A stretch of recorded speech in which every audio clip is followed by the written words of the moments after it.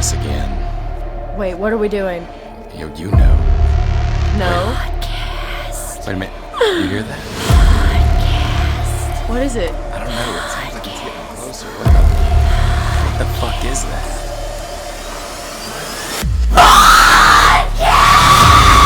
That's right. ROTN Mournings podcast is coming back at you for season 11. The same old blah blah bullshit you've always expected from us. Remember ROTN Mournings podcast? Season 11. I forgot that part.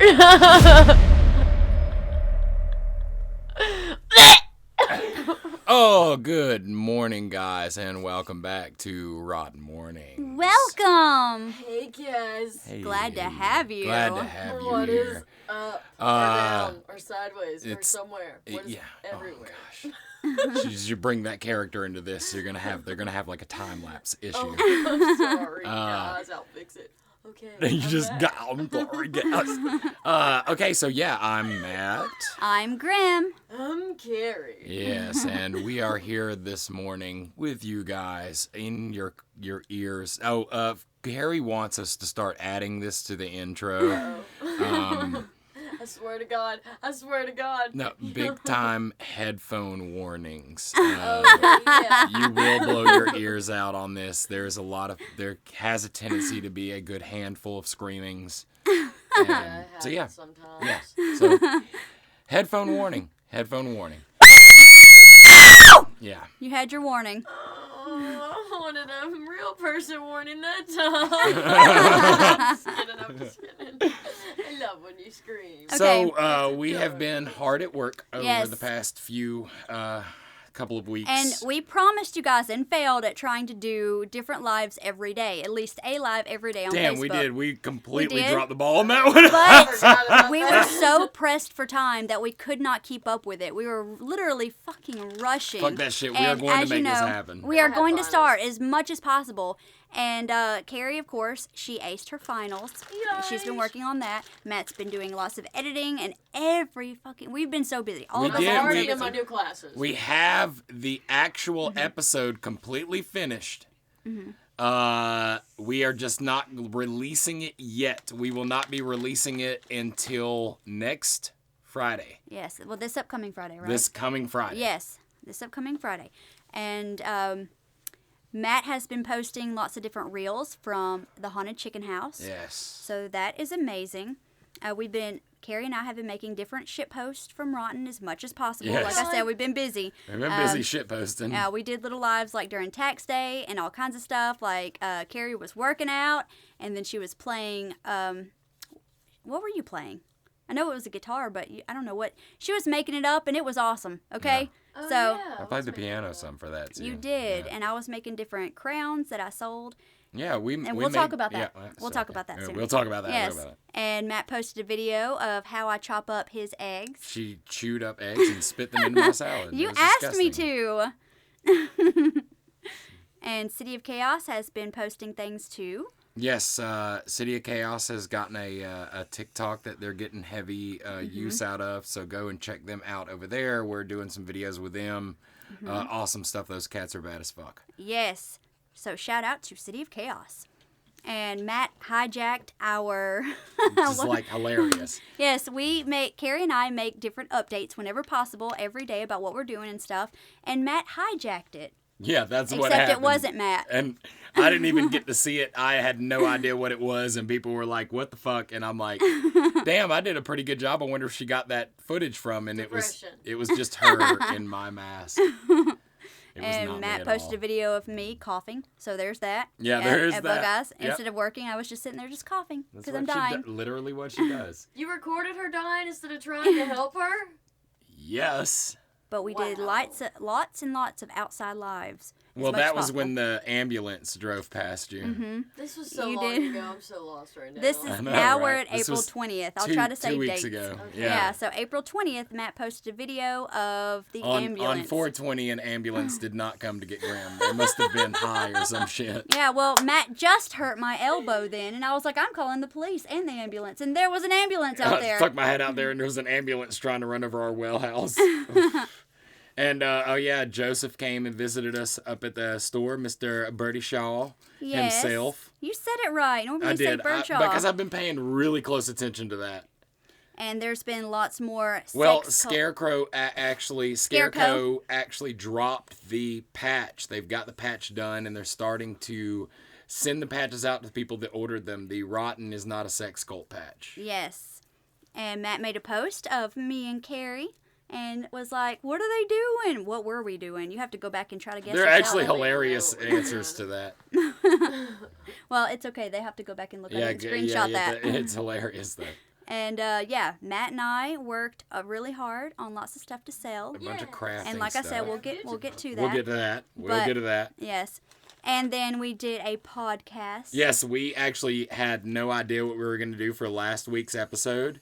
And the Haynes were here, and we were like, hey, we're going to fucking interview you guys. Boom, done. And it ended up being fucking one of the longest episodes. Yes, and it was amazing. I got to see my family. I was so happy that they were here. And they helped, they crafted some stuff with us. Yes, they also. did. And we mostly just talked. Yeah, we mostly just talked. There was an amount of crafting. TikToks. Yes, and Matt made a beautiful post that I love so much. It says, life is a game. If you are running into adversity, you are going in the right direction. And I I love spelled everything right. You did, and I So am so fucking fucking proud. proud. And you made lots of different posts about, haunt season and people. And something I want to also say, and I made this post as well, is that if you have any questions about your haunt costume, your makeup, what to use, what not to use, we can point you in a better direction of what works for us. So reach out to us and ask us if there's any way we can help you with anything, your acting, whatever tips we have that we know, we will spread that to you. Just reach out to us if you have any questions. So, yeah. Yes.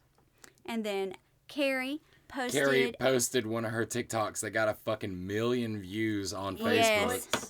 1.7 million views, and she has been demonetized before it happens because Facebook ended the monetization of Reels. And But it was is like okay. it was like 13,000 shares too.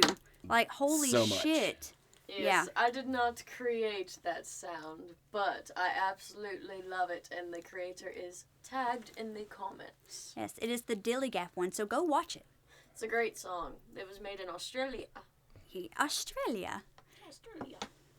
We went to fucking Defy in Birmingham, and I Yes. got tired. We went for my Spawn's birthday on April 20th, but we celebrated it that weekend. So, Defy is a place where you go and wear yourself out Yeah, on it's trampolines. like a trampoline park and- with zip lines and Yeah. fucking trapeze and warped wall. I mean, like, it's dude, mostly meant, everything. catered to kids in a way, but everybody can go and have fun there. And it was fun. And we also ate at a place, what was this called called? the Flying Biscuit. The Flying Biscuit, and the food was good. I didn't really eat all my food, but I tasted everybody's food. It's a brunch place in, oh my God, down on 280. What's the name of that area? I So don't stupid. know. Well, it's good. Check out the Flying Biscuit. Yes. Flying Check Biscuit. it. It's so good. Meow. And then Insanitarium shared their post for the Creatures Art Festival. Ow.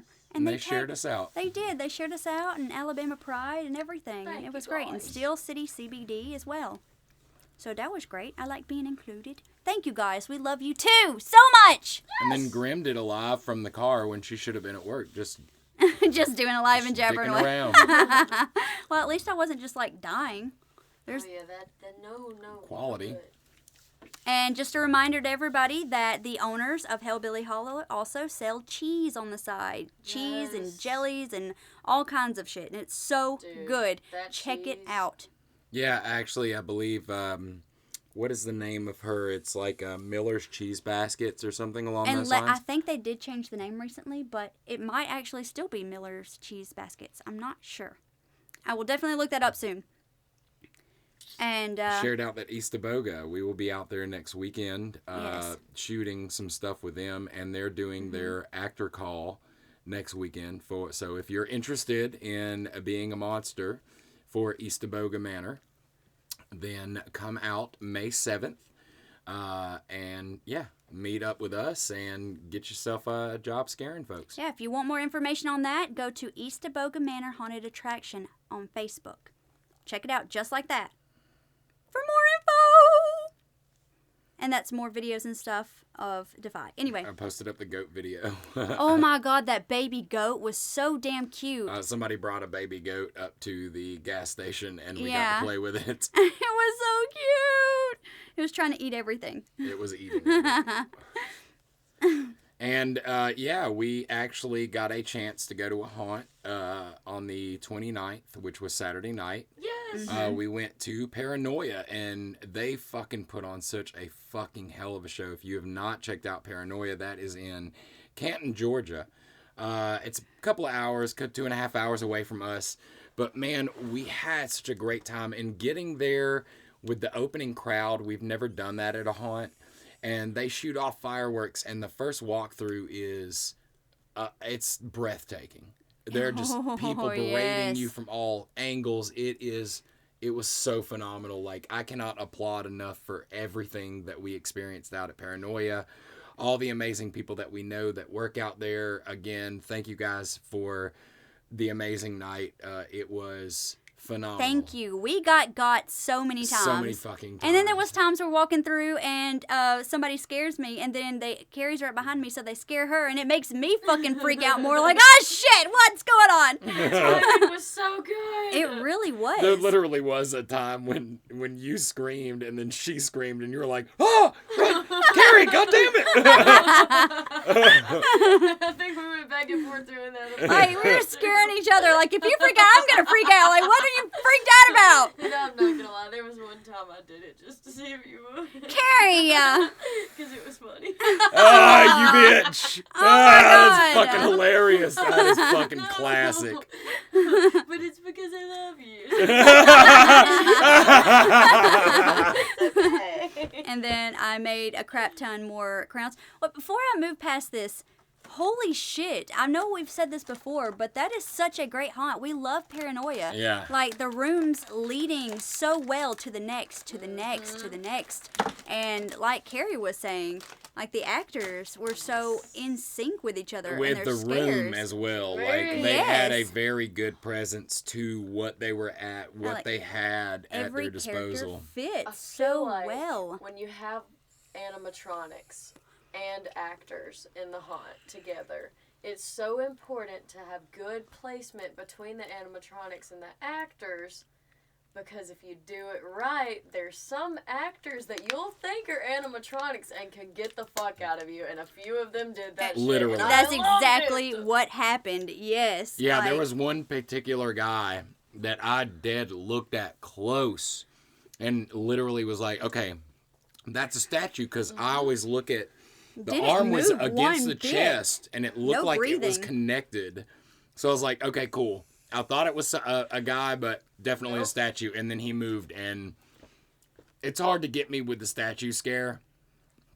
I was almost literally inspecting this dude and had given him the, okay, definitely not a dude. Yes, and And the he dude scared that the played shit out of me. Cupid, he had the pop-up moment where he was in one area just straight and Yeah, he fucked my shit up. dead-faced, and then all of a sudden, he's in another room, and it's like close together, so you're like, how the fuck did you even get here so fast in position? That's and what I did, character? too. I was How? like, wait a minute, you were just over Yes. there. I What the know fuck? we were all doing like triple takes on this guy, This was and it's awesome. like, oh He my was so God. in character, and thank you so much for my bell. I wore it all day Yes. today at the art festival. It was Yes. great. And we did a live And the after tarot cards. talking about all this. Yes. So if you want to hear more and maybe different perspective as well, because there was 2 other people that came with us, Derek and Nikki, Yes. you can also check out the live we did on Facebook on this. We also But- ran into some cats from Scurryface from Yes. Fancy Pants Patches. Yeah. And they are the fucking super nicest, dude. If you Oh, guys so get a nice. chance, go and check out Fancy Pants. They do phenomenal patches, character patches, and they do some screen printed things that we bought a few of their stuff. We love the shit out of it. And shout out to Darian Weathington. Yes. The awesome badass that give you those kick-ass tarot cards. Yeah. Yes. Thank you. We love it. Very accurate readings. I loved it. And shout out to our friend who has been in the community for a while and watch me slaughter her fucking name. Revia. Oh my God, you're doing it again. Go ahead, struggle. Shit. I really need to ask you how to pronounce your name in person one of these days. One of these days. I'm so stupid. Makeup. But the yes, makeup your was makeup, spot your on. movements. Oh, I got some movements really were cool mesmerizing. pictures of her twisting around with her head like backwards looking at us. It was so Yes, good. and we all bought things as we always do. Yes. Carrie and I got bats. Matt got a spider. Nikki got a bat as well. And Derek got a goat and a bat. A goat and a You bat. got the Baphomet. Mm-hmm. Yes. The Baphomet. Baphomet. Baphomet. I love that.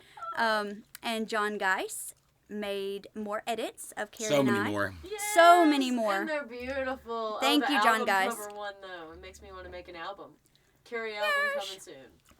But what we did after Paranoia the next day, we had the Creatures Art Festival, which Yes. we just got done with. Mm-hmm. And, man, it was so much fucking fun. And we actually, one of our friends is joining us for the last part of this segment is Rotten Stitches, all the way from TikTok. You can. Yes, come on. Hi. Yes. How's it going? And you want to tell them your name and where they can find Anything you you, want like to- social, any-wise? Hi, I'm Ron Stitches. I'm on Facebook. I'm on TikTok. That's about all I am on. And that's under like that just name. Rotten Space Stitches, not underscore. Rotten_Stitches on Facebook, and I'm Rotten Rebel Stitches. I'm probably dropping the Rebel after a while. Rotten_Rebel_Stitches. I'm probably dropping Rebel tonight, so it'll just be Rotten Underscore Stitches. Stitches again. So that's where you can find him at, and he came down and helped us out. We had Derek out there, we had Ecto out there, the Haynes were out there. Mimi. Big applaud to the Haynes, and big Yes. applaud to Mimi for all the fucking help she Yes, provided, and dude. Michael She fucking as helped us well. out so much.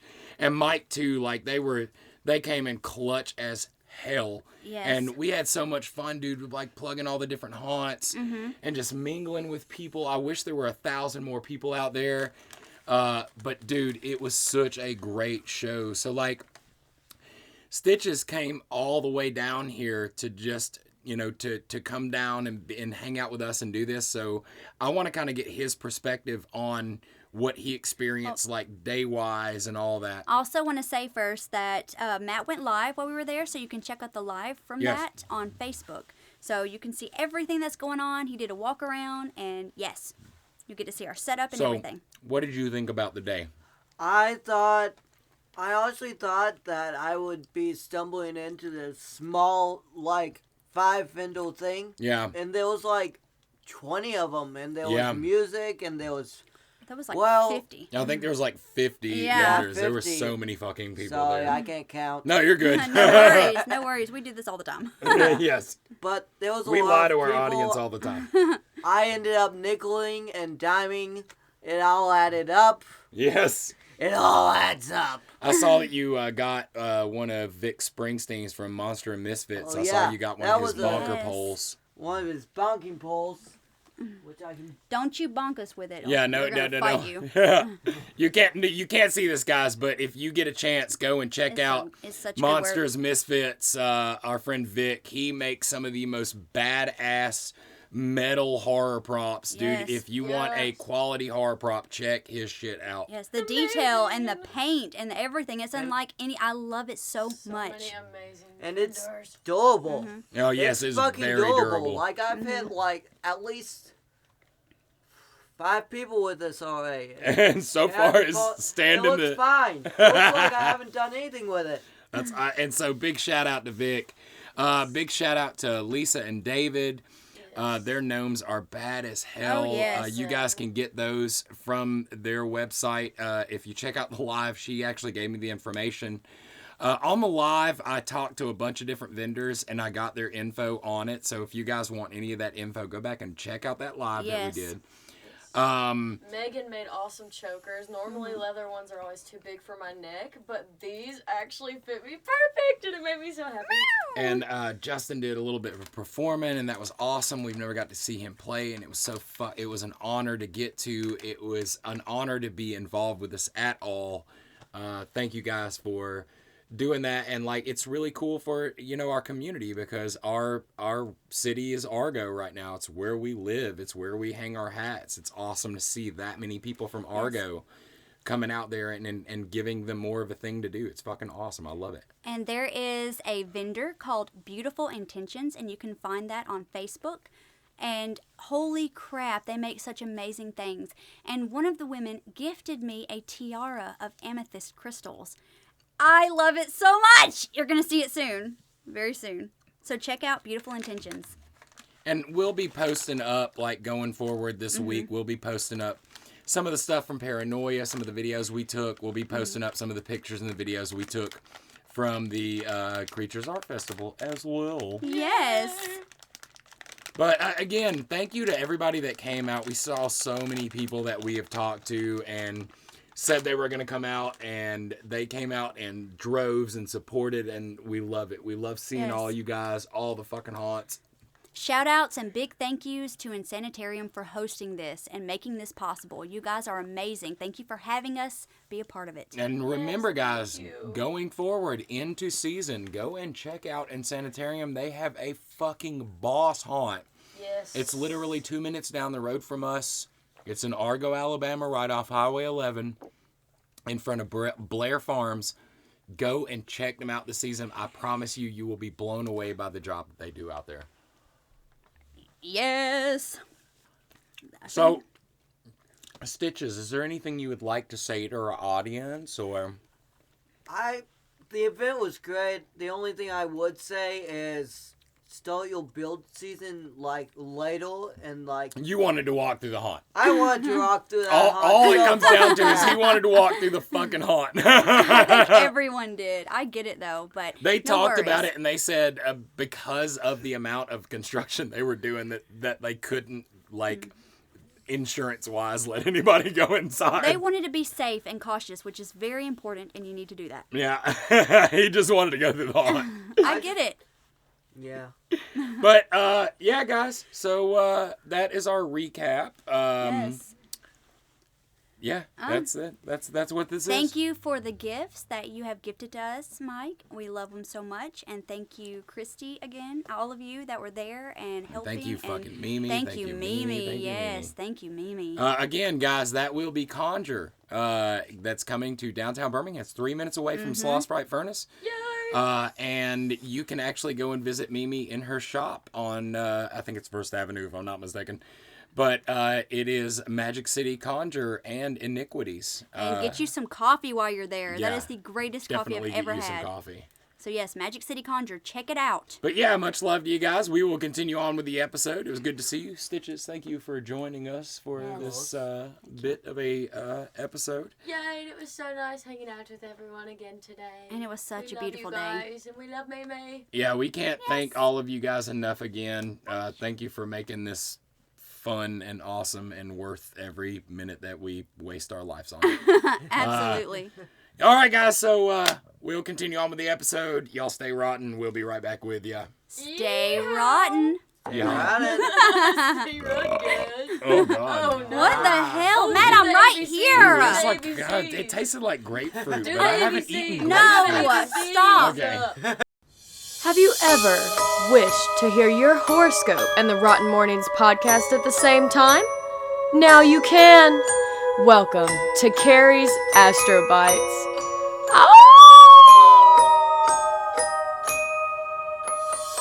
Hey guys, my name's Carrie, and welcome to Carrie's Astro Bites for the week of April 30th, 2023.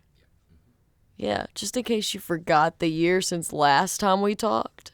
Even though you're not really talking back. Unless you are. Are you retrograding or something? No! Okay. Well, we have a full moon in Scorpio this Friday, but that's cool and all, because, you know, the full moon's a time of culmination and the promise of fulfillment. But what I'm very excited for... Wait, what? It's fulfillment, but... It's for feeling your butt. I'm just kidding. We are not a cult. Heavy there. Heavy. Okay, sorry, go. All right, sorry guys. Back to what I was saying. What I'm really excited for is the fact that Pluto goes into retrograde today, May 1st. It will be affecting Aries, Capricorns, Libras, Aquariuses, and Cancers the most. And I personally love when Pluto goes into retrograde because it's really good for self-empowerment and mental comfortability. And when I say that, it basically is going to have you revisiting challenging conversations and revisiting situations where you may not have expressed yourself in the most authentic fashion. It pretty much gives us an opportunity to get even more comfortable speaking our minds and stating our ideas in a healthy manner, and also reminds us that our words and our presence carry so much power, and to be wary of it sometimes. Fuck, when you say it like that, now you got me excited for it, too. Right? It helps us learn to express ourselves healthily, and Pluto will be in retrograde until October 1st. So yeah, overall, it will be giving us a full 5 months to review some of the subconscious and spiritual work we've been doing this past year, so we should make the most of it. You see why I'm so excited for it now? I love when Pluto goes into retrograde. Oh yeah, Mercury's still in retrograde, by the way, guys. It'll be in that until next month. Oh, okay. Yeah, but it's okay because Pluto's in retrograde. All right. Anyways, guys, let's get down to it. Darn tootin'. I'm sorry, I can't take myself seriously. Life's too short. You know what I'm saying? All right. Aries, it is advised to think twice before making any decisions this week. It is advised that you should also not keep money loose. Otherwise, you may spend it on buying worthless stuff. Tauruses, you are full of ideas and ready to jump the gun, but caution, don't do anything you might later regret. Be smart and hedge your bets. Geminis, you will feel restless and vaguely excited about something. You might not even know what, but you feel it. Unexpected news that is hidden or behind the scenes might surprise you. Cancers, someone you know might have a clever idea that impresses you. Possibly, you will meet someone new who is unusual or avant-garde. It's not a boring day. Leo, conversations with anyone in a position of authority will be hard to predict. An exchange with someone might delight you or anger you. But whatever happens, keep cool. Don't quit your day job. Virgos, you may expect to get new opportunities in terms of business, which may boost your confidence level. You are likely to start some new innovation with the help of your partner, which may increase your business in the near future. Libras, double-check issues related to shared property, inheritances, insurance matters, and anything related to the government, because things might not unfold as you expect them to today. Prepare for a few surprises. Could be good, could be not so good. Scorpios, a conversation with a partner or close friend will be lively today. The reason for the excitement might be because one of you has a great idea. Sagittarius, you may internally feel lack of confidence, which may stop you from doing something creative or work. Push through. We all have our not-so-good days. You can make it through this week. Capricorns, today you are advised to control your straightforwardness. Your loose talking may affect people around you. Your mind may be likely to work very fast, so it's advised to make any important decisions with patience. Aquarius, you may choose to let go of work that feels emotionally draining or deeply unfulfilling. Keep focusing on what's important. Choosing yourself and your mental health is always the way to go. Pisces, as much as you'd love to get into people's minds and figure out what they're going through, this week you're advised to pour that curiosity back into yourself instead, Pisces. Reflect on what you want and put all of your effort into that. Well, guys, this is Kara's Astrobots, and I'm really glad that you're here today to hear about Pluto going into retrograde and being excited with me. I said fulfilling butts. It was phenomenal. Yay, full And I moon loved Friday. how the whole time you were giving this, you were doing different little, I don't know, like miming to it. Like, what was going Listen, on? I do hand gestures when I talk, and I like was even if trying not to laugh nobody the whole time. is like in front of me that I'm talking No, to, it's good because there'll be a little Well, bit of a why were you jingle every squeezing time your you butt, move. though? Yeah. I am. You were when you were talking about butts. Oh well, you know. It was hot as fuck. All right, though. guys. This is Oh, you want to squeeze my butt for me, Grim? I'll do it. Tell them to. All right, guys, we gotta go. So yeah, I was talking to you, and we were having a great conversation, but you know, time is up, guys. So It's butt squeezing time. it's butt squeezing time, and I gotta go. I hope you get your butt squeezed today. Unless you don't want to, then I hope you don't. Or you know, don't squeeze anybody's butt without their permission. Always get consent first. Exactly. All right, goodbye now. Stay rotten. Way to paint that one in the corner. Fuck you. Hey, listeners, want to choke me? God damn it, Grim. That's not the lines we talked about. Hey, listeners, want to actually learn something here? Well, get a load of Grimm's poetry shorts. Welcome back to Grimm's Poetry Shorts, and this is part 4 and the very last part of Edgar Allan Poe that I'll be Maybe. doing. It is. Okay. I'm going to read Annabel Lee. It was many, many years ago, in a kingdom by the sea, that a maiden there lived whom you may know by the name of Annabel Lee. And this maiden she lived with no other thought than to love and be loved by me. She was a child, and I was a child, in this kingdom by the sea. But we loved with a love that was more than love, I and my Annabel Lee. With a love that the winged seraphs of the heaven coveted her and me. And this was the reason that long ago, in this kingdom by the sea, a wind blew out of a cloud by night, chilling my Annabel Lee, so that her high-born kinsman came and bore her away from me, to shut her up in a sepulchre in the kingdom by the sea. The angels, not half so happy in heaven, went envying her and me. Yes, that was the reason, as we all men know in this kingdom by the sea, that the wind came out of a cloud, chilling and killing my Annabel Lee. This was actually Edgar Allan Poe's very last poem, that we know of course. And first off, I don't know anything about this poem, but I read your first quote there, and that sounds like he's an old guy talking about a young person and that society will not allow him to be with somebody who's underage.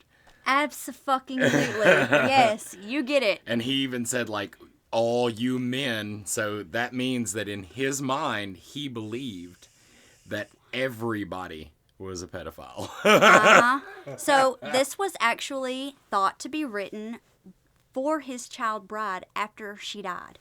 And he was, of course, crying on her grave and all of this and sad about it and everything. And again, she was a fucking child when he married her and he was well of age. But this poem is centered around the speaker recalling a beautiful, painful memory of his long-lost love. The love was a source of envy, their love was, for the angels envied them so much that they killed them. That's what Those it was crazy angels. Oh, Yep. that's so crazy. All right, these notes are going to be fucking everywhere. So, strap in. Strap Here it in. goes. That's exactly what I was going to fucking say. Get ready for the last parts of Poe's life. The very last part. Yes. So, Poe moved himself, his wife, and his mother-in-law from Philly to Manhattan and got a job for a newspaper company called the New York Evening Mirror, and he only worked there for about a year. Yeah, because Who again, would've he's guessed? not No. a full-time worker. He's more like a, Yeah. I'll take this job and I hate this job. He didn't stick with anything for long at all, and it's reoccurring everywhere he works. Everybody loves to hear his shit, but they don't like to put up with him. So it's, hey, get the fuck out of here. Yeah, you got great shit to hear, but you're annoying as fuck. And while at the Mirror, he published The Raven. And Which I guarantee you every fucking person that has heard Edgar Allan Poe knows The Raven. Yep, The Raven. And yeah, I even read it. All of us did. Yeah, we all did. Poe greatly admired Elizabeth Barrett, Browning's work. That is a big fucking name. And she was a very renowned English poet. He borrowed her unique musical technique for The Raven, which that's almost like he would criticize people for plagiarizing and copying or anything like that, and criticize them so fucking harshly and make so many enemies. And yet there was so many instances, like I've stated before, that he had plagiarized and copied from other people's work. Because the thing that you hate the most ends up being the thing that you probably are. Yes. He even sent a copy of it to Elizabeth, and she was not approving or nice of it in one bit. But not long after that, she learned that he had extensively written amazing reviews of her works and praised her. And then she apologized and backtracked what she said. So basically, she was only giving him good notes on his thing because he did to her, not because it was good or bad. Yes, and she even apologized for it and everything. Wow. But anyway, he forgave her and dedicated The Raven to her. And it became popular fast. There were many plays and imitations of it, and in 1845, Poe was drinking heavily due to the pressure of all that he had wanted. Was coming to fruition. He drank anyways. He drank for everything. He's just like, He did. Now I'm doing it for the pressure. Like, motherfucker, you have an excuse to drink at anything. But he said that the sudden fame, he couldn't handle it. But he wasn't getting any money off of it, of course. Yeah, because he didn't know how to grift. Yeah. And he quit the Evening Mirror, or was fired, and started working at the Broadway Journal. And he seemed to have like a hangover every fucking day of his life being there. And he was getting into fights at bars outside of work and being late for work and everything. Can you imagine, like, you're drinking in a bar and some little fucking 5'2" dude with a fucking goofy ass emo mustache comes waddling up to you and is like, "We're going to fight now, sir. Hands up." Like, Hands up. How does that work? Like, what the fuck? Like, I have a feeling that he got his ass kicked in every fight. yeah. You might be wrong. I mean, those little scrappy fuckers, man, they can throw Maybe. hands. Maybe Edgar's out there fucking tossing bodies. Maybe.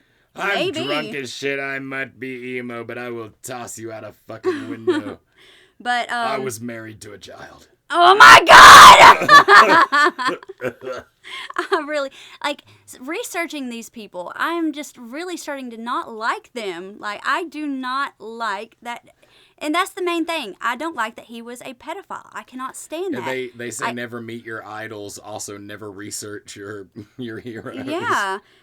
He became friends with Washington Irving and, of course, other people in his lifetime. And others that he had met and became friends with was Charles Dickens. James Fenimore Cooper was one of them, too. And that's the guy that wrote The Last of the Mohicans. Did I say that right? Mm-hmm. I believe so. The Mohicans!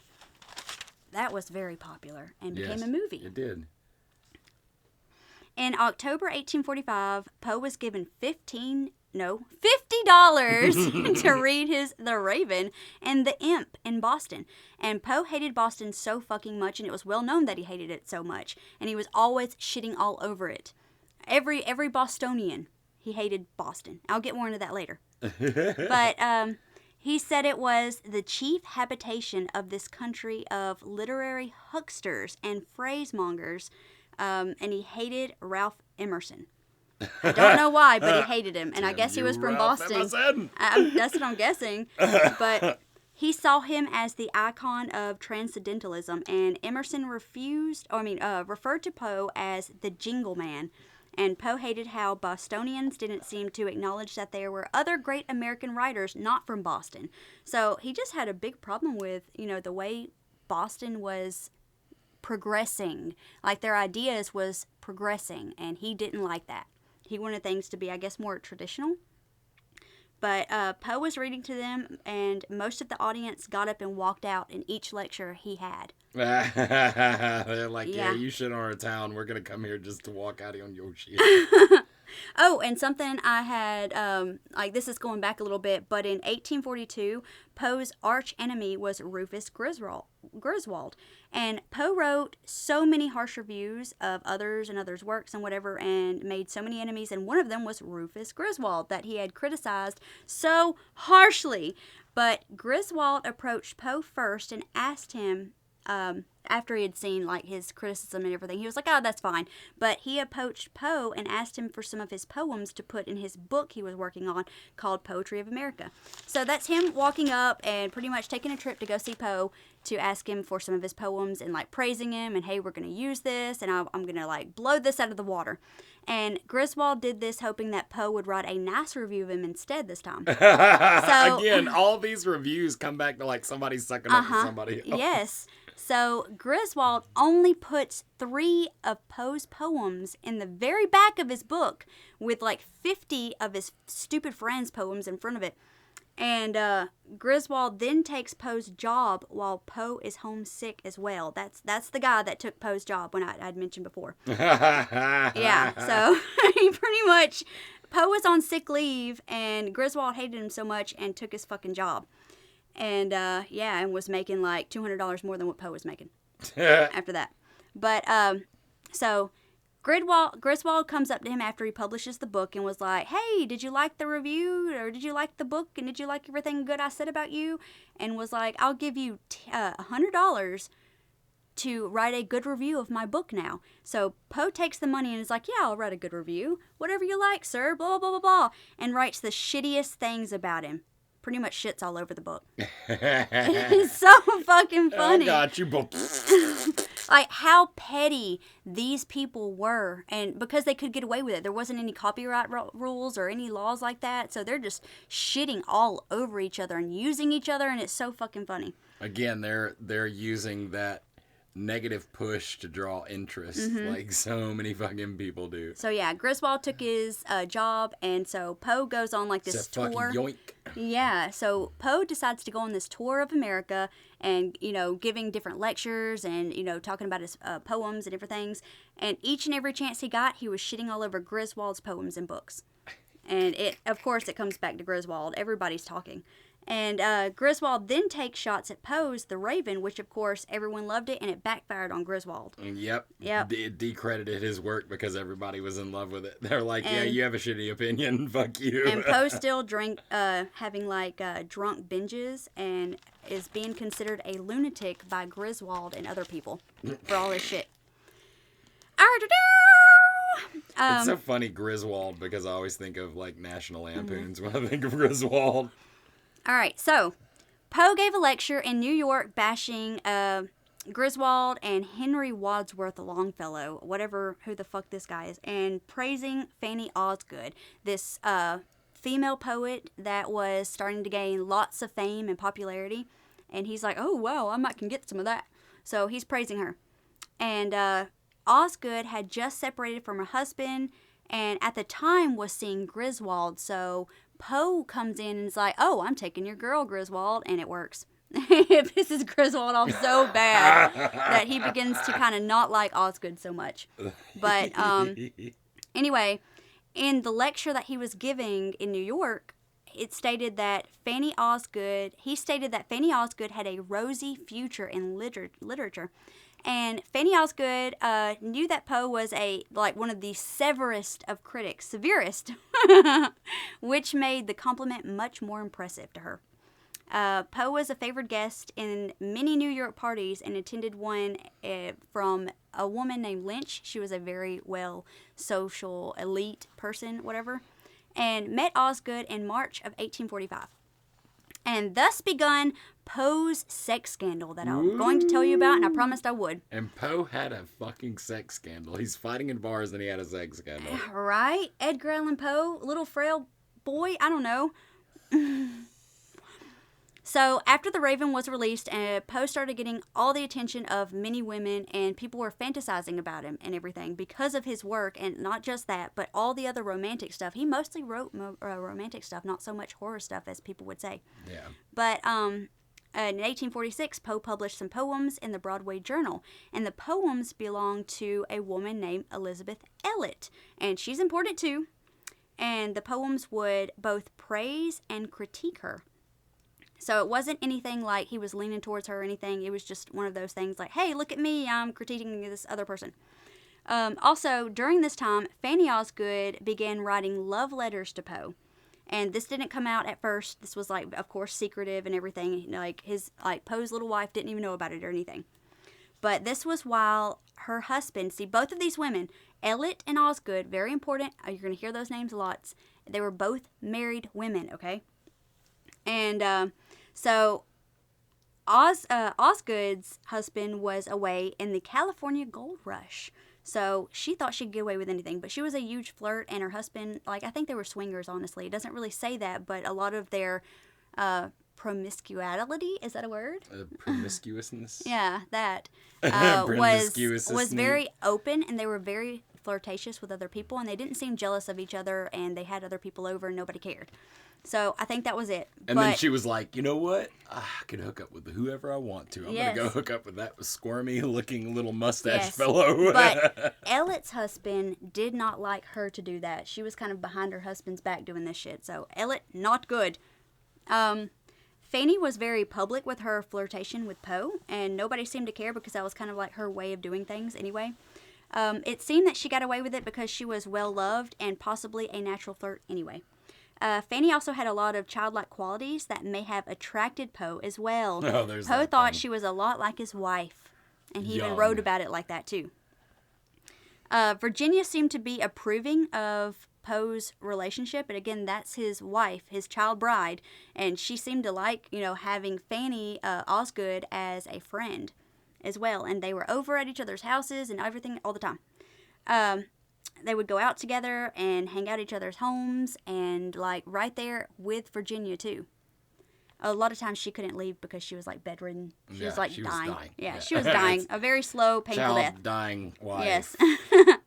This could have been for many reasons. The reasons for this could have been that Virginia was in such poor health that she was going to die soon, and maybe she didn't want Poe to be alone or to be unhappy. Yeah. Or maybe she thought they were only friends, or maybe they were all kind of polyamorous, is my thoughts on it. Well, they're poetry type, so probably. Yeah, maybe. They're like the hippies of that time. So. Yeah. All of this started getting out in the open and being public, and all of the scandal and whatever, it blew up. All of this shit blew the fuck up. Well, because he starts realizing that negative press seems to generate more interest in his stuff. So he's like, dude, there's, again, but roll even with it. after all of the rumors, all of the speculation, all of the everything that's going on, even during this that I'm going to talk about, Virginia is still okay with Osgood, and they're hanging out, and they're everything too. But anyway, and Virginia loved that Poe did not drink when Osgood was around, because Poe promised to be completely sober around her. And, Virginia's like, whatever's good for my man. So, she knew that Osgood was good for him. And Osgood was good. Yeah, Osgood was good for him. Osgood was good. During all of this, Ellett was still sending love letters. She began sending love letters to Poe and desperately trying to get his attention. And let me remind you, she is married too. And Ellett learned that Osgood was writing Poe letters too and became jealous. She became very fucking jealous. And then she learned that Virginia approved of Osgood coming over, and she became spiteful. Like, each and every time something new was learned from her, she began writing and saying more stuff. And because she knew of Griswold not liking Poe, Griswold and her started talking. Like, Griswold tried to, involve himself in everything. Always. Trying to get, like, the scoop so he can talk more shit on Poe. So, Ellett started trying harder and harder to win Poe over and get him away from Osgood. And she started writing different letters in German to Poe and outright asking him to come over and fuck her. Literally. Like, there was a few poems that she had written and different love letters that she had written in German that Poe could not understand. And she was saying, like, come over, I want to give you a secret letter, come over at this and this time and meet me, this is going to be private for us, nobody else is around. And it's so fucking funny. Like, she was so desperate. The poem translated into, would you, could you, in a box. Would you, could you, I'm a fox. And I think Poe was playing dumb, pretending like he did not understand German very well, which he probably didn't. Don't get your advances. Yeah, and this embarrassed her so bad that she was so upset that Poe was not falling for her. And of course, like I said, Griswold, the guy who hates Poe and is his arch nemesis, further injected himself into this and was extremely angry that he lost the affection of Osgood, that he began trying to gain the trust and affection of Ellet. And I'm sure this was just to use her and learn more about Poe and use it against him and spread more rumors. And Ellet's kind of stupid anyway. But Griswold started writing that Poe borrowed money from Ellet and then blackmailed her by threatening to show the letters to the public. So everything that you're seeing that is writing and going on, he's like, all these people are publishing in the press for everybody to read. So it's like, yeah, it was really easy for them to spread gossip because they were publishing. Yes, they were in stuff. all the magazine business. They controlled everything. And this scandal was blowing the fuck up. Kick-ass way to like really fuck some shit up and get, I mean, it's great advertisement shit. Yeah, and people started making plays about this, and this guy named Charles Briggs wrote his novel, The Trippings of Tom Pepper, and that was all the depictions, it depicted Poe and actually displaying Ellet's letters to his friends, like the letters that she was sending to Poe, that he was sending and showing it off to everybody and this and that, which was actually true, and that it stated that Ellet was the one trying to seduce him, which is also true. True. Yeah. Ellet went to visit Poe one day and overheard them laughing and making fun of her as he read one of her letters. One of Ellet's letters. And anyway, it was Ellet that was eavesdropping on Poe and Virginia and Osgood. So Poe was reading all of this to Virginia and Osgood in his house. And, you know, just talking so much shit about her. And I don't know if this part's true, but it is reported that she's seen the letter from Osgood, like in Osgood's hand, and ripped it out of her hand. So, I don't know if that's true itself, but it is known that she would go and break into his house and snoop through his shit all the time. So, she probably was hiding out and listening. Out of the oh, guy. so much stalking. But one day, while she was snooping through his house, she found a letter from Osgood. And, you know, I think she took it and used it in other stuff to bring Osgood down. Like, publish that shit. Griswold got a hold of it too, I think. But, Griswold! Yeah, just fucking, but the letter itself from Osgood was highly sexual, so. But she's a little thief. So, Ellet started writing and spreading a whole bunch of rumors about Osgood. Osgood heard these damaging rumors and sent two of her friends to Poe's house to collect her letters back because she didn't want Ellet to find any more. Yeah. And she didn't want Ellet to do any more damage and this and that. So Poe responded by saying that Ellet should worry about her own letters first. And I don't know if he gave them back, but Osgood didn't seem to care, I guess. Whatever. But after the ladies left, Poe supposedly gathered all of Ellet's letters up and dumped them at her doorstep, which he did. He fucking did. That was true. And not all of them, though, of course. Just most of them. Yeah. And once he got back home, in that same day, pretty much, Ellet's brother came to the house demanding all of Ellet's letters, which he supposedly no longer had. That's what he stated.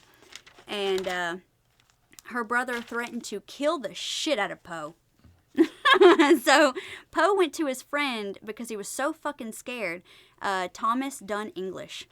How stupid of a name. Thomas Dunn English. Yes. Asking him for a pistol to defend himself with. Give me a pistol. Yeah. They are barking at And my door. English was like, hell no, bitch. I don't think you got any letters from her anyway. She's hot and you're garbage. And they fist fought. So he went to go for protection and he got into a fight. Yeah, he thought this was my friend. I'm gonna do it. I'm gonna hilarious. explain more of this in detail later. This is just hilarious. like fucking hilarious as fuck. Yeah. So let me be clear about this. Ellet was jealous of Osgood, so fucking jealous that she was the one who went snooping through all his house and, you know, purposely trying to find letters from her and use it against her and hoped to push her out of the way so she could be with Poe, is what she was doing. She didn't like Virginia either, but nobody cared about her because everybody knew she was fucking dying soon. Yeah. Oh, she's dying. Nobody seemed to have any care about Virginia, even though she's the one married to him. Yeah. Poe and Osgood continued to openly flirt.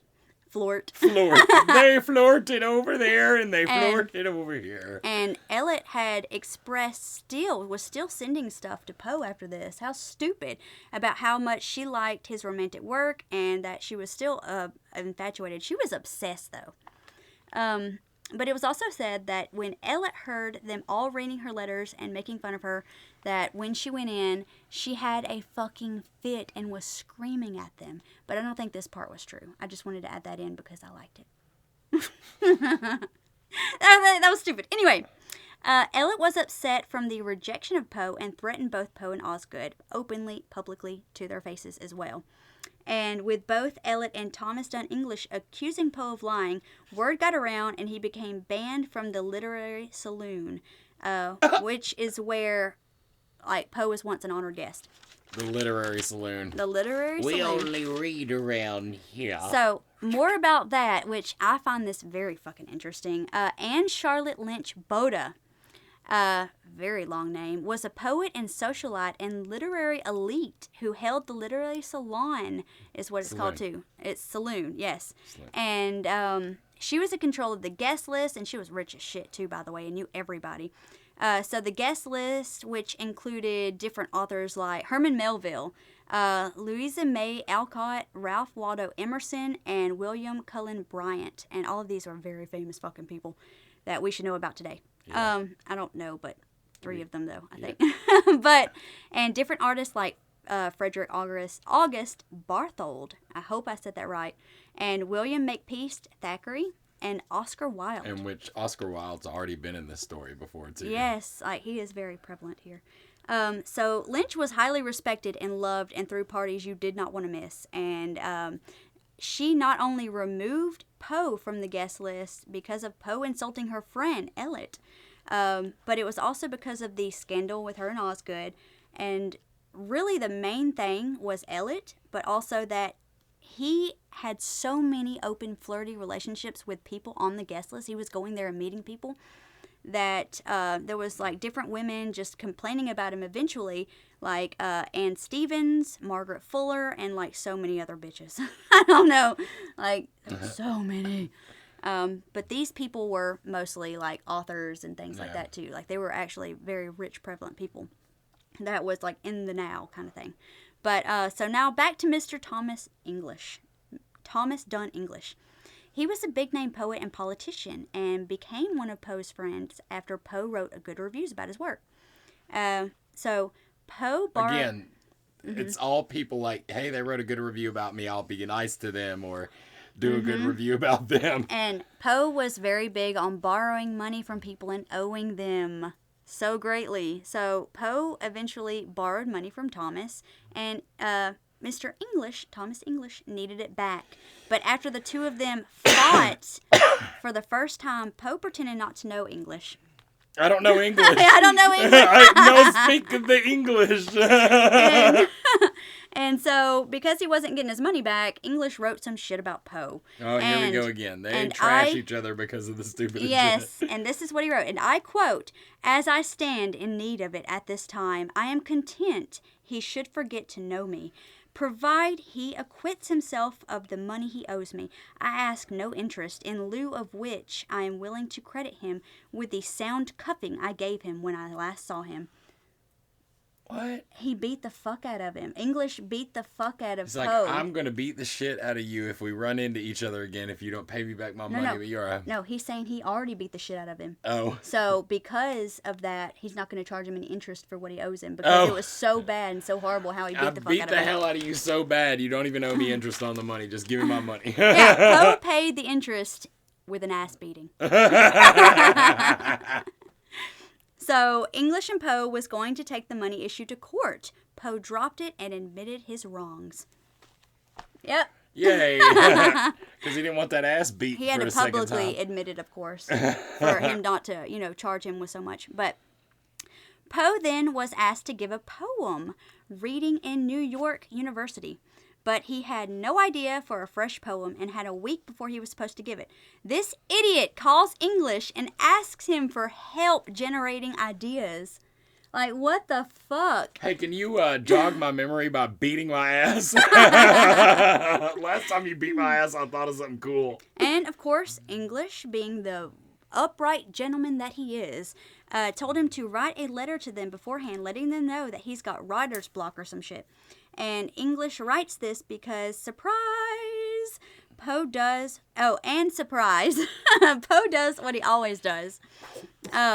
So this is what English says about it, and I quote, Poe didn't do as he was told, but he always does this when he is troubled. Drink until intoxicated and remain in a state of intoxication during the week. When the night of exhibition comes, it was gravely announced that Mr. Poe could not deliver his poem on account of severe indisposition. Whatever. But yeah, so he basically wrote like an excuse saying, yeah, he's a piece of shit. Excuse him for being a piece of shit. Like no help whatsoever. Yeah. So, and then Poe does it again after this and was like, this time he accepted money to deliver a poem in Boston, in which he hates. So he shows up to the Lyceum, Lyceum, I'm going to say Lyceum, and, quote, recited a mass of ridiculous stuff written by someone else and printed under his name. Yeah, unquote.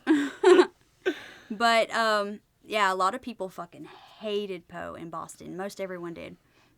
But this rendered himself a laughingstock and also a great insult to everyone there.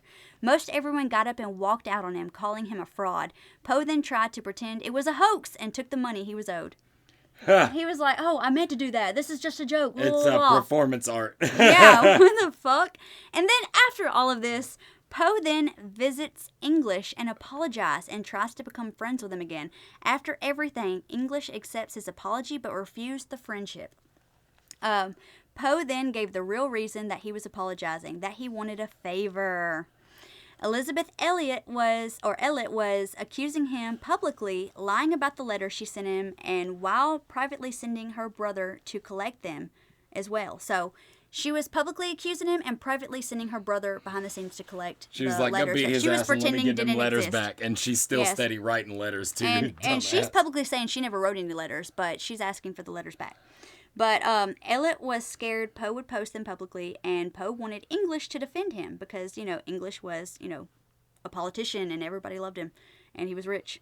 But English refused to be injected into this, so Poe asked for a gun and money, and this is when his ass was beat again. Again, English beats his ass again. And it was so bad that Poe could not leave his bed for days. He had to have help to his house. Get that ass. Yeah. Poe then wrote a letter to Elliot's brother, denying ever publicly saying that he received the letters from her, and that if he said anything, it was to be at mercy, to have mercy due to his fits of insanity. He was so scared. He was like, I'm crazy. I didn't mean it. I don't mean any of this. So he got punked out. Yeah. Which seems to be his existence is being punked out. Exactly. And being a punk, so... So, Poe then had his physician write a letter to her brother confirming his insanity, and being so scared, he fled town. He was so fucking scared, he ended up moving from where he was living. Yeah. Let it be known that English had political connections and used them to sabotage government positions for Poe, too, because he didn't like him anymore. And he had every right to do so. I mean, Poe was shit. He needs to let people know not to hire him. He would just end up quitting on them. Yeah, because it's clearly never works out for who hires Poe. So, English, even though he said he didn't want to be involved in any of this, he decides to publish different stories making fun of Poe and his drinking habits and lying. And, quote, he called him, quote, the doom of drinkers and the ghost of the gray tadpole. That's what he called him. And he wrote things saying that, like, that is a title and also what he called them. I mean, that's pretty metal, though, Ghost of the Gray Tadpole. I guess. I wouldn't want to be, called the Doom of Drinkers or the Ghost of the Gray Tadpole. I don't know, the Doom of Drinkers seems like you're a teetotaler or something. I don't know, that's weird. Yeah. So, after the fight, Elliot was still not satisfied on her revenge and began spreading rumors that Poe was insane And, you know, this was right before Lynch's annual Valentine's party, the saloon, whatever. Saloon. And remember though, saloon. Yeah, remember though, Poe was taken off her guest list. So Poe sent Lynch a Valentine poem for Osgood to be read at the party for her. Like to her. It was to her. Valentine's gift. But this pissed off Ellet. She was there and present, and it pissed her off to like new levels. And she started even worse rumors and even showing up to Poe's house, telling Virginia all kinds of things and scaring her. She scared the shit out of her. Ellet began writing anonymous letters to Virginia about Poe's affair with Osgood as well. Ellet then started a rumor that Poe was the father of Osgood's third child. And, Osgood's husband caught wind of this and threatened to sue Ellet for defamation. So Ellet apologized and retracted that statement. Just that one, really. Osgood and her family then moved to Philly to get away from all the scandal and all the shit that was going on. Because it was, like, plaguing them bad. So fucking bad. That's fucking hilarious. I gotta remember where I was now. I don't know. I think, there were hundreds of poems. Oh yeah, there were hundreds of poems and works talking about the scandal and portraying it in some way. English, of course, jumped on the bandwagon and painted Ellet out as this innocent victim of Poe and Osgood as a villain as well.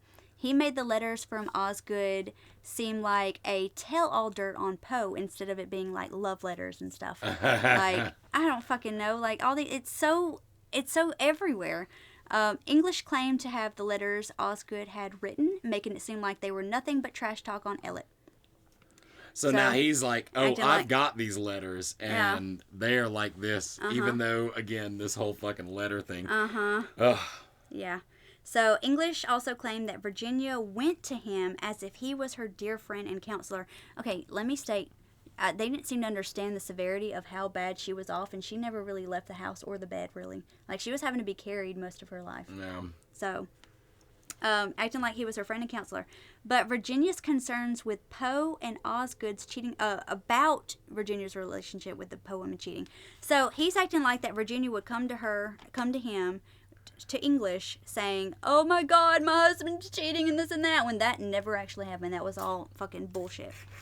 And, that Virginia wanted help leaving Poe and how to end everything. And that English tried reasoning with Virginia, claiming that their relationship was entirely platonic. Like, you piece of shit liar. Wow. Piece of shit liar.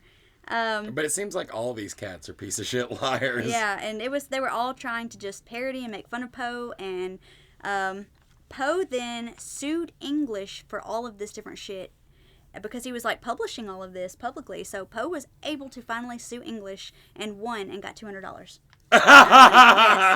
Which is still a lot more than it was, but still. He won because English never showed up to court. He ended up leaving state and everything. I like, what? He won on a technicality. Yeah. So, still Osgood was being poorly portrayed by all the writings and all the scandal. So, but Osgood's husband did not seem to care about Poe and her relationship and shit. So, I found that to be actually awesome. Like, what a kick-ass guy, maybe. Yeah. Maybe. He had pieces of ass on the side anyway, so, and a reputation for it. So maybe that's why. I got side ass. Side ass! Osgood ended up going into hiding. Then her daughter died, and she became a recluse, and then her husband left her. Yep. Supposedly for the gold rush again, but he never came back to her. Poe published his last magazine at the Broadway Journal on January 3rd, 1846, and moved to the countryside of the Bronx to get away from the rumors. The countryside of the Bronx. Yeah. To try to get away from the rumors and to heal Virginia with the country air. There was a lot of belief back in the day that fresh air was the best thing for everything, like TB and all that shit. Yeah, it was Virginia who wanted to live in the country, and she, it was proof of this by many things, but one of them was that she wrote Poe a Valentine poem. Give me a cottage for my home, and a rich old cypress vine, removed from the world with its sin and care, and the tattling of many tongues. So she wanted away from all of She's the like, scandal get too. away from this shit and drama and city and get the fuck into the country. Yeah, she wanted to escape all the scandals and, whatever, but it ruined Poe's gentleman status, of course. Like, anything that was left was torn to shreds. Gentleman status Yes. is fucking hilarious. In May of 1846, he rented the Fordham cottage from John Valentine for $100 a year. Jesus. It was a kind of slightly renovated horse stables, I think, or something like that at the time. And the country air did not cure Virginia, and she died January 30th, 1847. Spoiler alert. But John Valentine, the people they were renting from, felt so bad for how poor off they were that he allowed Virginia to be buried in the Valentine family vault. Virginia went to their grave thinking that Elliot had poisoned her. She even wrote about it all the time. Like, she thought Elliot was killing her. It was said there may have been somewhat proof that Elliot was trying to send poisoned letters through different inks and everything to Virginia to kill her, even make it worse. So, I mean, it might have worked. I don't know. Did I read that? Yes. Yes, okay. Okay. And of course, Poe cried over the grave and drank himself stupid and cried himself to sleep Again, and all another sorts of reason shit. for him to drink because he needs a reason to drink. Yes, exactly. So, a lot of his poems after that was inspired by her. Like, Eulalim, I think that's how, Eulalim, I think that's how you say it, and Annabelle Lee, what I written before, what I wrote. Red! And he said he didn't care about whether he lived or died after this and stopped taking care of himself completely. Someone found him unconscious and carried him to a doctor, and he didn't write again for another year. They just found him in the streets, just knocked out. Yeah. Which doesn't seem like so odd of a case when it comes to Poe. No.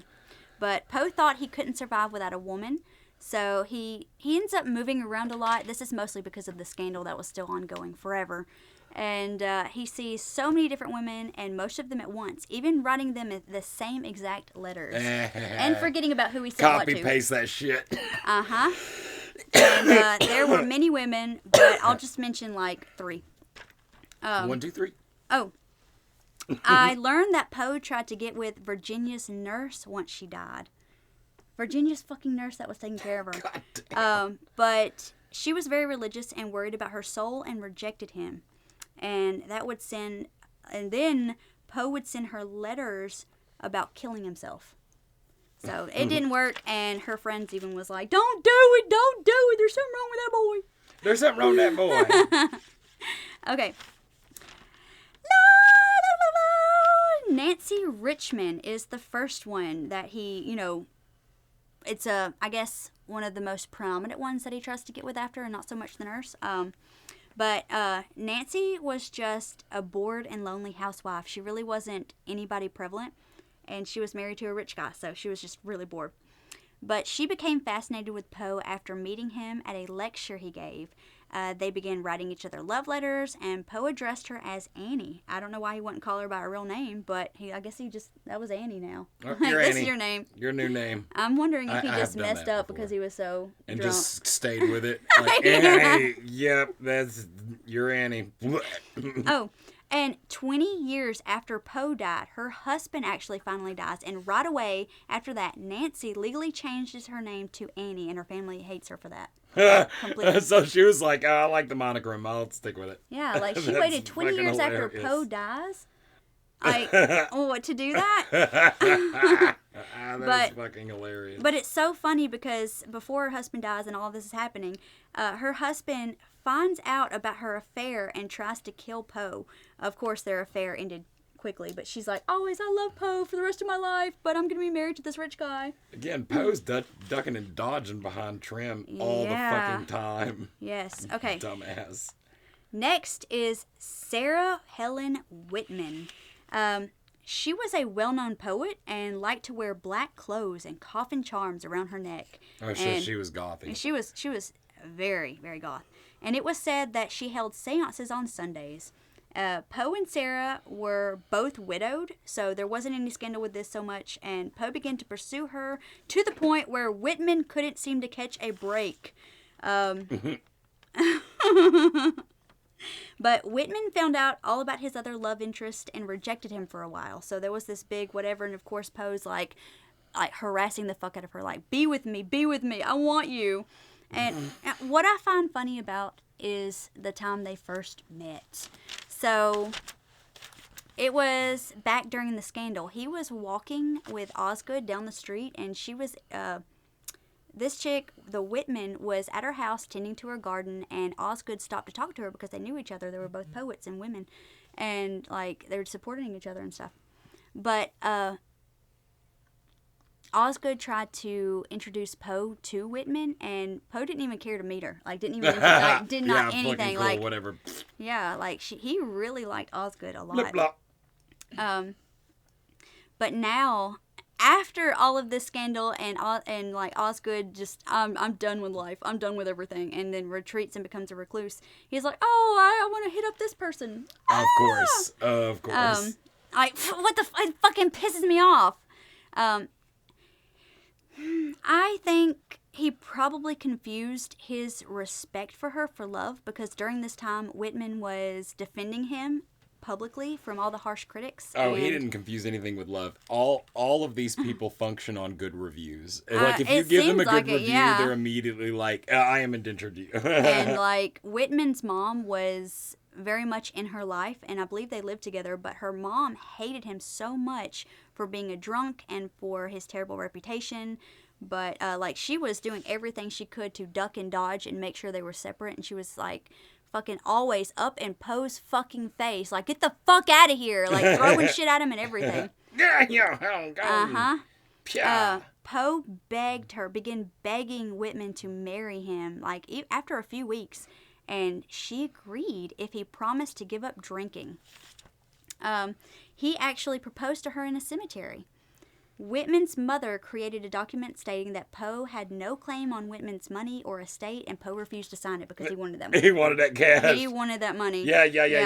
Blah, blah, blah, blah, blah. Yeah, we're doing a prenup. I don't think so. So after it came out that he had proposed to this woman, Osgood heard about this, the marriage, and called Whitman advising her not to do it and telling her about the scandal. And it's not that Osgood didn't like him. It's that, hey, I'm going to warn this woman because I know what the fuck is going on here. Yeah. Like, she still liked Poe, but she's like, don't get caught up in it. Yeah. So, anyway, then the very next trip to see Whitman, he tries to commit suicide on the train, on the way there, like on the way to her house, by taking 4 doses of laudanum. I think it's laudanum. Yeah. Laudanum, okay. When he gets there, Whitman finds him and takes care of him and nurses him back to health over the weeks and everything.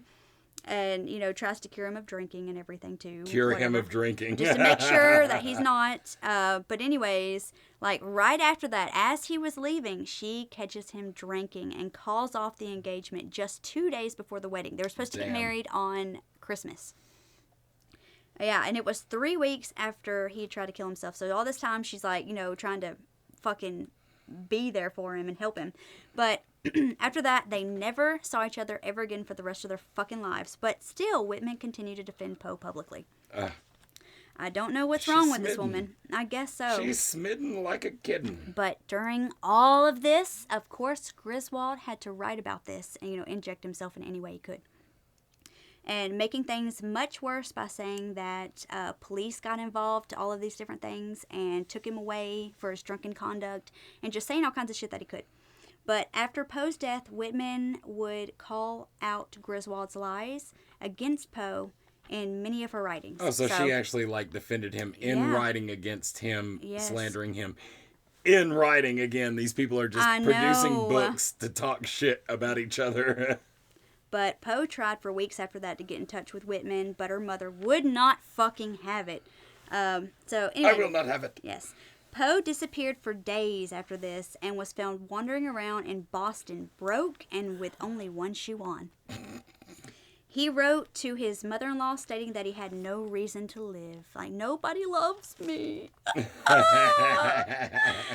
So, the very next person he tries was the last one because he dies. He fucking dies. That's the last one he tried. Yeah, so the last one is Sarah Royster. She was engaged to Poe. So, she was, I guess as teenagers, I say engaged lightly. Like, they had promised to marry each other as teenagers. They loved each other. They had a promise ring. Yeah, they had a promise ring.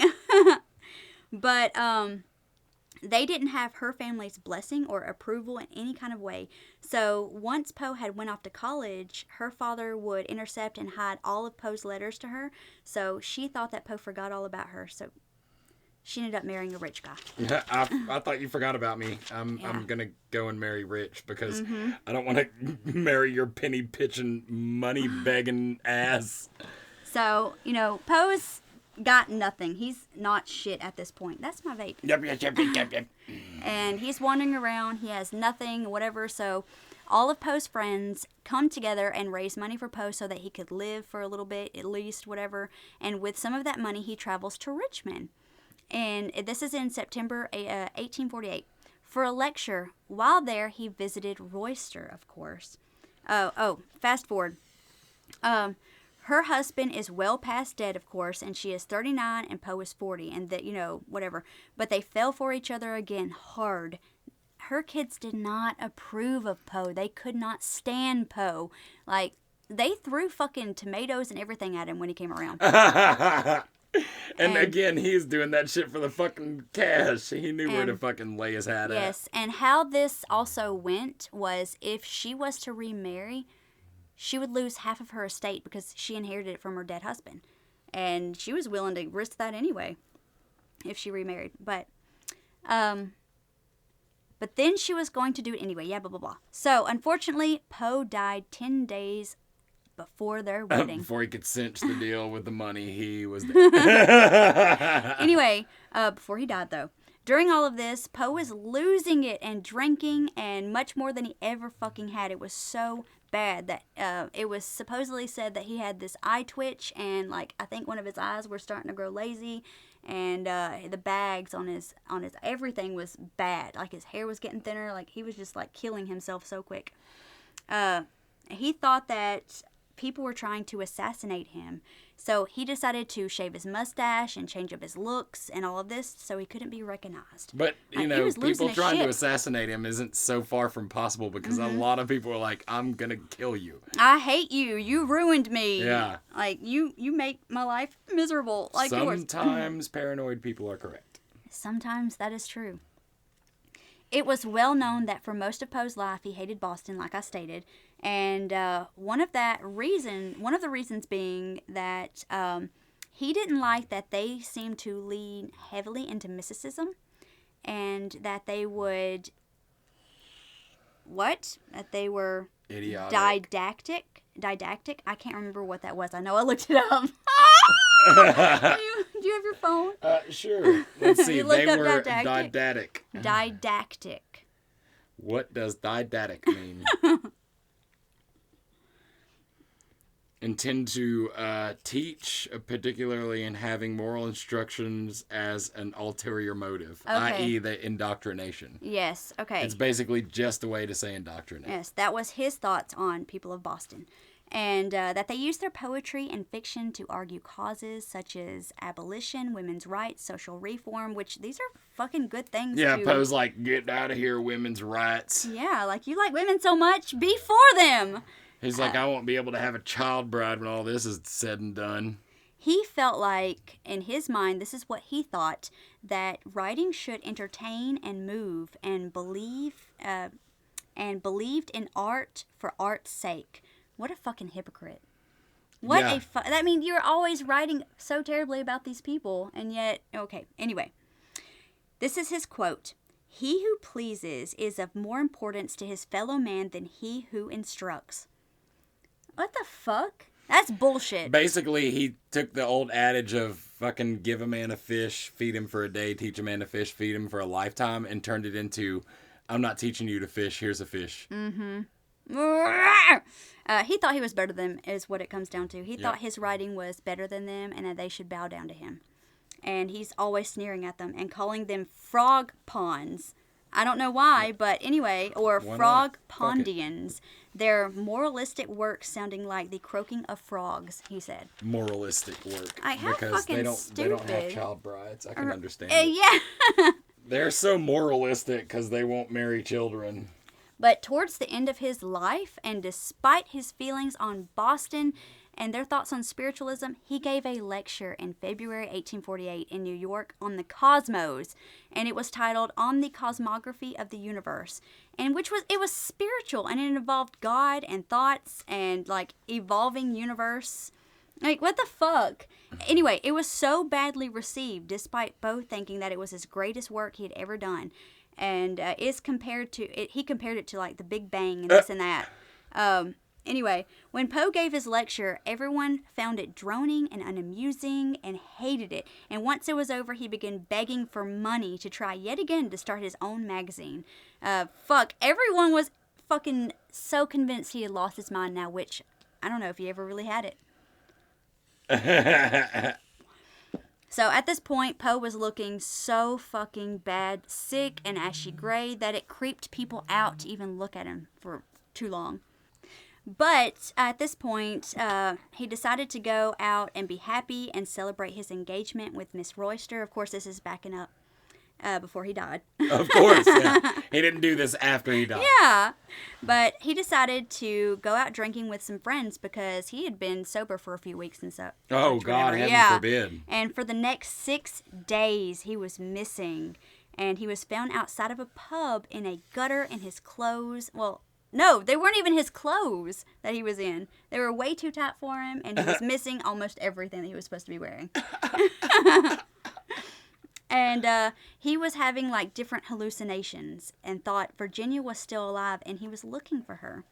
The guy who found him got in touch with a doctor friend of Poe's, like having to pick out different things after finally interrogating him to get enough information. But the guy's name was Joseph Snodgrass. Snodgrass. It's a great name for a doctor, Snodgrass. But so Snodgrass came and got him and took him to Washington College where he worked, and his hallucinations got worse and worse. And over the next few days, he was just saying all kinds of random shit, thinking people were after him and talking about how badly he's been beat up and Which whatever. all these things are true. Yeah, but it was so hard to get anything actually out of him. Any people, most of the people that he was talking about, nobody knew who they were and couldn't find anybody with those names. Like they were probably made up names. I don't know. But Poe died October 7th, 1849, and he was 40 years old. Nobody really showed up to the funeral. And I was fucking sad. And everybody pulled together and got him a tombstone, which was destroyed in a freight train accident. Very, very soon after. So there's a lot of mystery that is surrounding Poe's death. Although it's stated in his death certificate, supposedly, nobody knows where this death certificate is. This is just rumors mostly. That he had swelling of the brain. And many thought it was complications of alcoholism, which is probably. Shocker. Snodgrass, the doctor that saw Poe, thought he succumbed to the tremors and delirium of alcohol withdrawal. The DTs. Yes. His last words were, "Lord, help my poor soul." That was the last words, in case you didn't catch that. That's bad. So, many thought he actually had rabies and that it was from a cat that bit him. That he had all the features of encephalactic rabies. Encephalactic? I honestly, I can't say that. Sorry, guys. You have to look it up. Well, there's also the fact that the girl was sending poisoned letters to his wife, and he's probably having any of that. If they were poisoning and shit, because these are writers, they're all about that poison.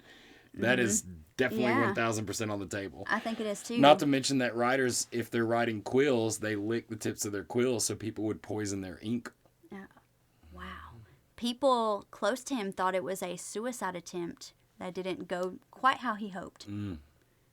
Others say that he died of syphilis or cholera, and he did pass... Cholera. Got it. He did pass through Philly during the cholera epidemic. I keep saying these words wrong. Epidemic. But he did get sick and had spasms because of that, because he did get sick of that shit. But I think that it was this, that he was a victim of cooping, a method of voter fraud where the victim is kidnapped, disguised, and forced to vote multiple times with different identities. He was found on election day. So this is what leads to it, me to think that really. He was found on election day outside of Gunners Hall, a polling location. So he was involved in voter fraud. I do believe that was it. Indubitably. Look, He I was fit in. killed by voter fraud. That's the weirdest shit in the world. After Poe's death, Griswold spent the rest of his life writing such bad things about Poe. And it was so immensely, like, he dedicated his life to trying to shit all over Poe after his death, just to soil his name as much as he can. And even though he did this, it backfired and more people started buying his works and his copies, all of Poe's stuff that he could. So it backfired on Griswold, and people started like, Griswold's full of shit. Yeah, fuck you, Griswold. So, like, Griswold just kind of ruined himself. But he even wrote an obituary in the New York Daily Tribune under the name Ludwig. Like nobody's going to know who did this. Everybody found out, like, right then. He added inaccurate works of Poe and published a memoir of the author with false claims of his drug addiction. But, of course, this only added to Poe's fame. Yep. And this concludes... Oh my God, is Poe done? Poe is there's not another done! one. Don't go to another page. Fuck. Oh, okay. Are you sure? So yeah, now you guys know everything that we know about Edgar Allan fucking Poe. And that was Grimm's Poetry Shorts, which is not actually short. I'm going to try to make it shorter next time. Farthest thing from a poetry short every time. But yeah, guys, thank you for joining us for this episode of Rotten Mournings. I want to know, if you guys actually stuck around to hear this, let me know how you think Poe died. Look it up yourself and make do some your digging. Don't look too distinctions. deep because he's a piece of shit. He is a piece of shit. But thanks, Rotten Stitches, for being on Yes. this episode and hanging out with us Yes. today. He's been here listening this whole time. Yes, he's been so quiet and good. Here's your good boy. You want to say goodbye to everybody? See y'all on TikTok or whatever. Deuces. Yep, yes. Deuces. Stay and rotten, like we always everyone. say, stay rotten, guys. Stay Yes. rotten. Stay rotten. Ah!